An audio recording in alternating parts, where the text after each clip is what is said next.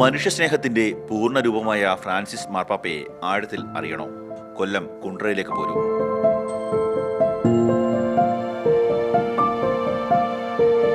മാർപ്പാപ്പ ചുമതലയേറ്റ 2013 മുതലാണ് അദ്ദേഹത്തിന്റെ ചിത്രങ്ങളും വാർത്തകളും ഫെസ്റ്റസ് മനോജ് ശേഖരിച്ചു തുടങ്ങിയത്.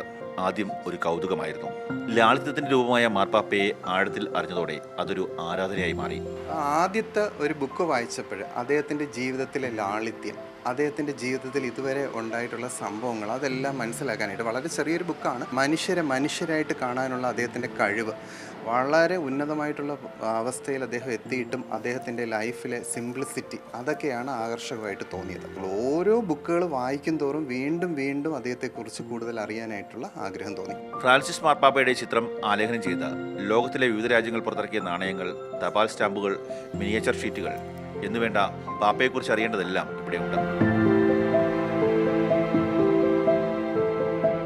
വിവിധ രാഷ്ട്രത്തലവന്മാർക്കൊപ്പമുള്ള ചിത്രങ്ങളും റോമിൽ നിന്ന് കിട്ടിയ മാർപ്പാപ്പയുടെ പ്രതിമയും ഇതുപോലെ സൂക്ഷിക്കുകയാണ് ഇദ്ദേഹം. ഇംഗ്ലീഷിലും മലയാളത്തിലുമായിട്ട് ലോകത്തിലെ വിവിധ രാജ്യങ്ങളിൽ നിന്ന് പ്രസിദ്ധീകരിച്ചിരിക്കുന്ന പുസ്തകങ്ങളുടെ ശേഖരമാണുള്ളത്. അതിൽ മലയാളം പുസ്തകങ്ങൾ, ഈവൻ നമ്മുടെ മലയാളിയായ ബാബു പോൾ സാർ എഴുതിയ പുസ്തകം ഉൾപ്പെടെയുള്ളത് എൻ്റെ കളക്ഷനിലുണ്ട്. ഫ്രാൻസിസ് മാർപ്പാപ്പയുടെ ചിത്രം ആലേഖനം ചെയ്ത് ലോകത്തിൻ്റെ വിവിധ രാജ്യങ്ങളിൽ നിന്ന് പുറത്തിറക്കിയിട്ടുള്ള നാണയങ്ങൾ എൻ്റെ ശേഖരത്തിലുണ്ട്. അതുപോലെ ലോകത്തിലെ വിവിധ രാജ്യങ്ങൾ പുറത്തിറക്കിയിട്ടുള്ള ഫ്രാൻസിസ് മാർപ്പാപ്പയുടെ ചിത്രം ആലേഖനം ചെയ്തിരിക്കുന്ന തപാൽ സ്റ്റാമ്പുകൾ, ഫസ്റ്റ് ഡേ കവറുകൾ, മിനിയേച്ചർ ഷീറ്റുകൾ, ഇതൊക്കെ എൻ്റെ ശേഖരത്തിലുണ്ട്. ഒട്ടനവധി ചിത്രങ്ങളും എൻ്റെ ശേഖരത്തിലുണ്ട്.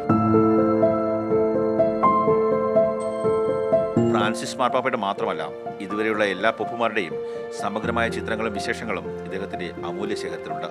മാതൃഭൂമി ന്യൂസ്, കൊല്ലം.